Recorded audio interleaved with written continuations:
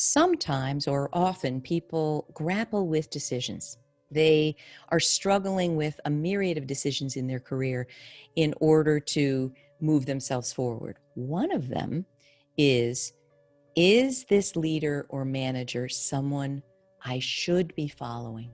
Is this an individual that is going to help me thrive? And am I going to learn under this individual?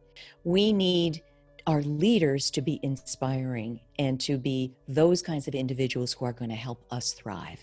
So here are 10 questions to ask yourself honestly that will help you decide, is this leader or manager someone you should follow? Number one, does this leader or manager behave, communicate, and operate in a way that I respect, admire, and want to emulate? You want to look at someone and assess not only the words that they're saying, but how, the way in which they are saying them, the way they are behaving and communicating. And if you do not respect it, you're going to find yourself conflicting with what they want you to do and how they're going about sharing their vision of the organization. Question 2, does this leader share my core values and inspire me to be the best, highest version of myself possible? Or do I find that their actions and suggestions make me behave and speak like a lower, more insecure version of myself? Your values are essential in moving you forward in a way that's going to be rewarding and successful. If your leader and manager does not align with your values, you're going to find yourself struggling. Question number 3, does this leader know how to build beneficial, supportive relationships with others that help create sustainable growth and achieve critical allyship that is so necessary for my organization and entity to thrive? The relationships you form are essential to your success. They can make or break how you get things done and if you can reach your goals. So watch how this leader goes about either building relationships or tearing them down. Question number 4, does this leader believe in the innate equality, deservedness, and worth of all people he or she leads? And do they support that core value in their words, actions, and deeds? So ask yourself, does this leader support the idea of equality?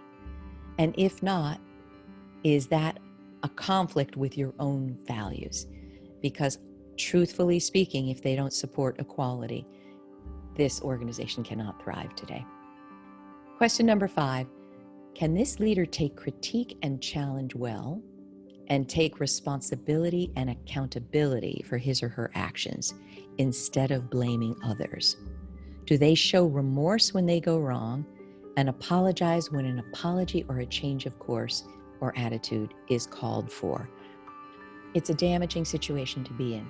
We all need to take accountability and responsibility, but particularly the leaders of your organization.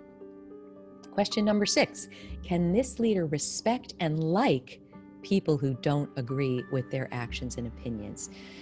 You know, I've worked a lot with narcissism in the world and narcissism in leadership.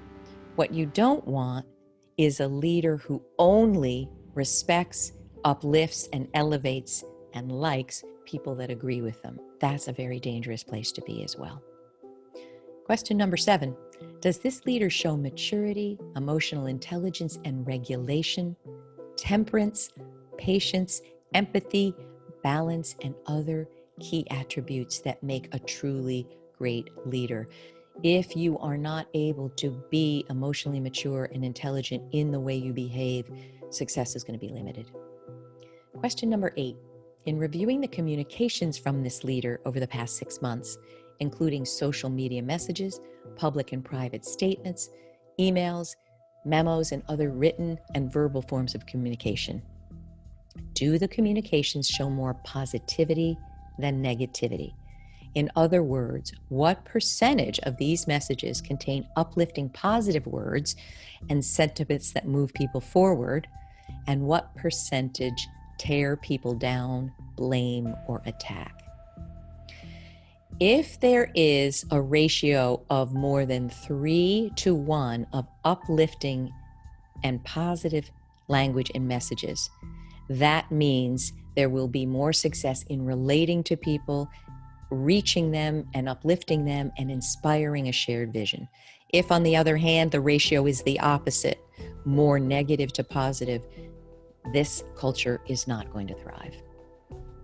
Question number 9, when this leader takes action, does the action support growth, safety, and success of the vast majority of people under him or her, or just those groups he or she is personally attached and connected to, and only those who support him or her? What you want to see is a leader that supports diversity, supports inclusion, supports challenge, because it's only diversity in thought and diversity in questioning and challenging that will help an organization thrive. Question number 10.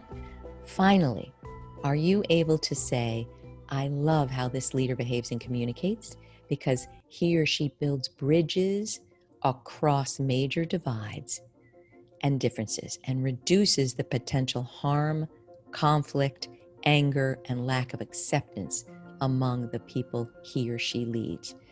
I think all we have to do is look at headlines today and see how leaders behave.